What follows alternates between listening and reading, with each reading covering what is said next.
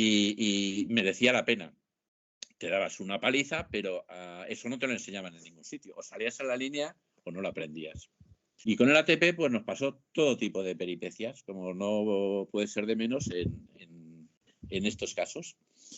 Y después, mejor no entrar en detalle en algunas que fueron muy sufridas, y después de que ya un día se decidió implantar el ATP, pues el ATP lo que te da es una seguridad absoluta. Y os puedo asegurar que muchas noches hemos intentado boicotear lo que era, digo, boicotear, porque tú dabas marcha adelante, pero de pronto aparecía una señal en rojo que decía stop y el tren no marcaba. Porque una de las cosas que te hace es, en las velocidades objetivo, había hasta 70, hasta 57, hasta, recuerdo esos números, 34 y luego había el 0. El 0 podía ser o que no había códigos o que tenía velocidad objetivo 0, que podrías entrar en una zona donde ya cuando el tren entraba frenando ya se quedaba sin códigos.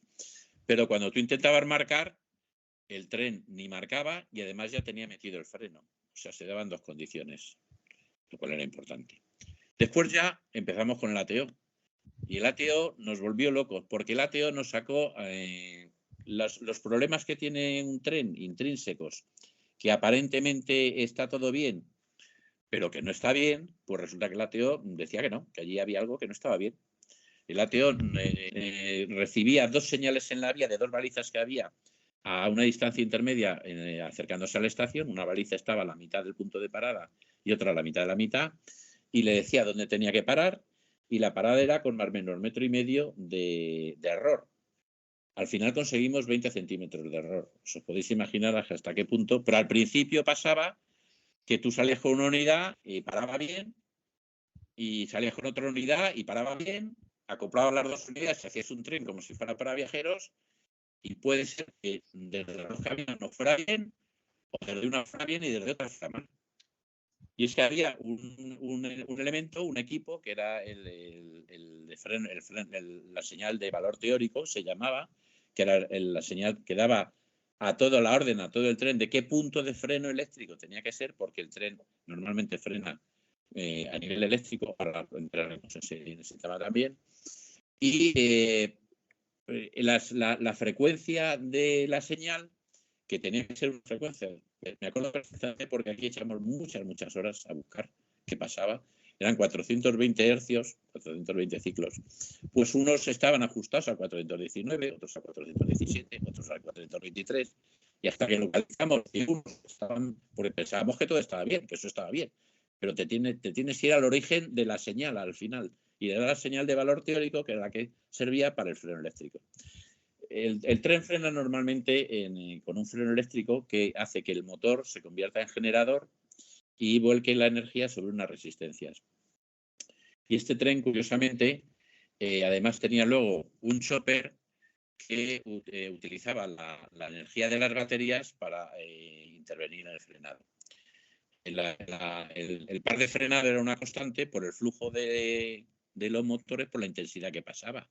El flujo estaba influenciado por la batería y por la regulación del chopper. Si la batería estaba bien, no había problema. Pero resulta que en algunos casos nos dimos cuenta que algunas baterías, eran baterías que eran muchos elementos, no sé si están 72 elementos o 74, ya no recuerdo cuántos, pero más o menos por ahí andaba, que eran la corriente continua era a 110 voltios, pues resulta que la tapa no estaba bien sellada, con los movimientos del tren se perdía por ahí el electrolito.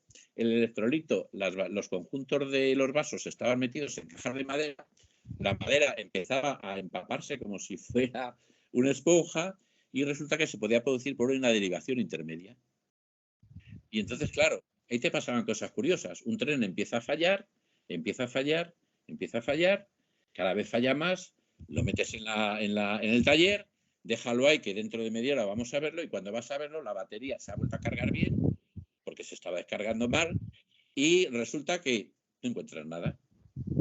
Entonces, la casuística de estas cosas era muy amplia, y muchas veces descubrías las incidencias, las averías. Yo me acuerdo que el tema de las baterías es muy curioso, porque se lo descubrí yo por cotilla, o sea, por curioso. Porque una tarde estaba aburrido en el despacho y a mí me gustaba siempre estar abajo en el taller, enredando y viendo cosas, Y entonces toqué una caja estaban haciendo la revisión grande, que una caja de estas de madera donde había varios vasos, y dije, uy, esto parece que pica, tiene ácido, y entonces pedí al encargado, digo, Valentín, tenía un encargado que era fantástico, se llamaba Valentín, era un tío maravilloso, pero además el equipo de mantenimiento era muy bueno. Y los 3 jefes de equipo y el encargado eran estupendos. Entonces cogimos un multímetro para medimos tensión y resulta que pinchabas en la madera y pinchabas en la chapa y allá había tensión. ¿Y qué ha pasado aquí? Pues le hicimos al DENIFE cambiar todas las baterías, así como suena. Venga usted para acá, que ve usted lo que pasa aquí, nos está volviendo loco. Cosas de estas que son cosas que aparecen cuando el conductor iba en manual, pasaban desapercibidas. Pero el ATO no te dejaba que aquello estuviese mal. Entonces, ahí estuvimos, nos evidenciaba muchos fallos, que eran fallos de distintos equipos, y hasta que los fuimos corrigiendo, pues no dimos con la clave. Al final se dio con la clave, naturalmente, porque es cuestión de insistir, de grabar, de verificar, de comprobar, y el ATO empezó a funcionar. Y el ATO, lo único que le dejábamos al maquinista era abrir y cerrar puertas, que era, llegaba el tren, paraba además con un mínimo error, ni más o menos 1,5 metros. Ya os digo que en el entorno de los 20 centímetros estaba el error de parada del tren respecto a un punto establecido en el andén. O sea, la cosa muy fina. Y el conductor abría y cerraba puertas y luego le pulsaba 2 botones durante 2 segundos y medio, y a partir de ahí entraba el ATO. El ATO te permite, el Norar Valle, por ejemplo, por meter derivas, no hacía falta llegar y consumir tanta energía, sino cuando se quitan trenes de línea, porque no hace falta tanto trenes en línea, podían meter derivas, o sea, te permitía una serie de cosas. El sistema funcionaba de la siguiente forma.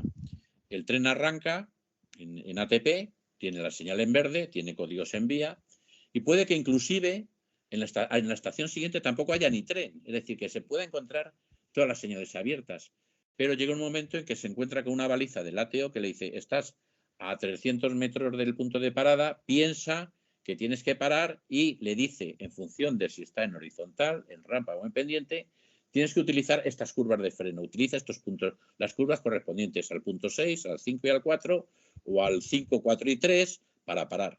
Y entonces él va haciendo ajustes, va metiendo puntos de freno y se va ajustando hasta que para.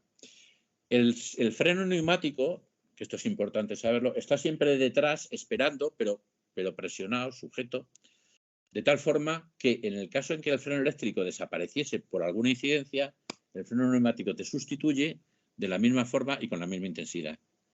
Es decir, el freno neumático lo teníamos que ajustar también, y teníamos que ajustar la emergencia, que era 1,10 metros segundo menos 2.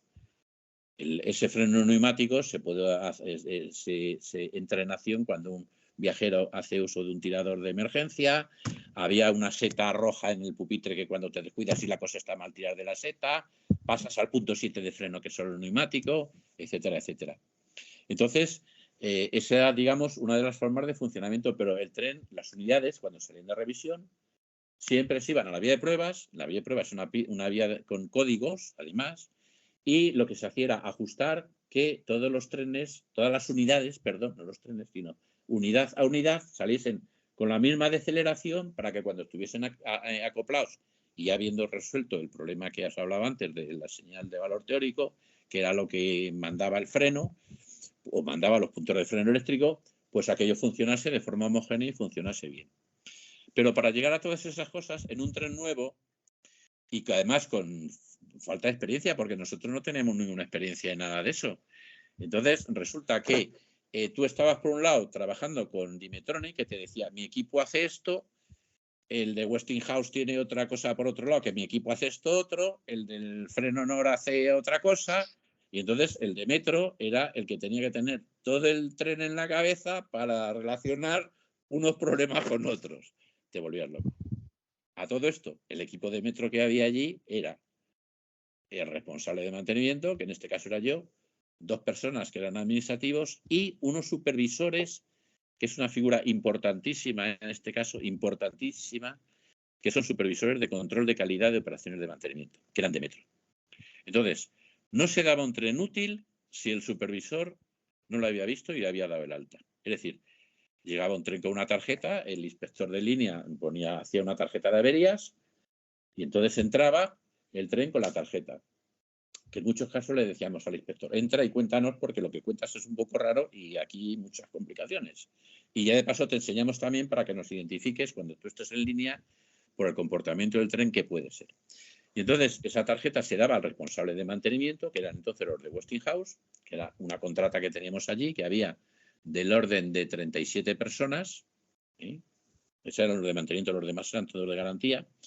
Y entonces reparaban el tren. Casi siempre cuando reparaban el tren, al ir a ver la avería, iba el supervisor de metro con ellos, se reparaba el tren y cuando el tren estaba reparado, iban al supervisor de metro y le decían, el tren está reparado, para que tú des el visto bueno. Y si el supervisor no daba el visto bueno, ese tren es que no estaba bien, no salía de la línea. Es decir, así, había un control de calidad de pasa no pasa en lo relativo a la seguridad del tren y al funcionamiento de los equipos a nivel normal. Y esa para mí ha sido la figura más importante que ha habido siempre en mantenimiento. Es decir, control de calidad pasa o no pasa. En aquella época no podías hacer otra cosa. Ahora puedes delegar la responsabilidad en el mantenedor. Bueno, se puede hacer, se está haciendo en muchos casos. El mantenedor es el responsable. Pero pasa una cosa si lo haces eso, que tú pierdes información. O sea, el propietario del tren pierde información si el mantenedor hace y deshace y luego te lo cuenta. No es lo mismo que si tú tienes un señor que en todos los casos de avería, en todos los casos, él tiene que dar su visto bueno. De control 100% de calidad. Y para mí esa figura que Metro tenía instaurada, para mí era vital en aquellos momentos, porque era lo que te daba la tranquilidad de que los trenes que salían a la línea estaban en condiciones. Naturalmente que el 99,9% de las veces te lo daban bien, pero en algunos casos se escapaba alguna cosa. Y esta gente, que era gente con experiencia y que estaba todo muy bregada y que estaba metida allí todo el día, pues estaban muy encima de las cosas, incluso opinaban en muchos casos en cuanto a mejoras para reducir las incidencias que se producían.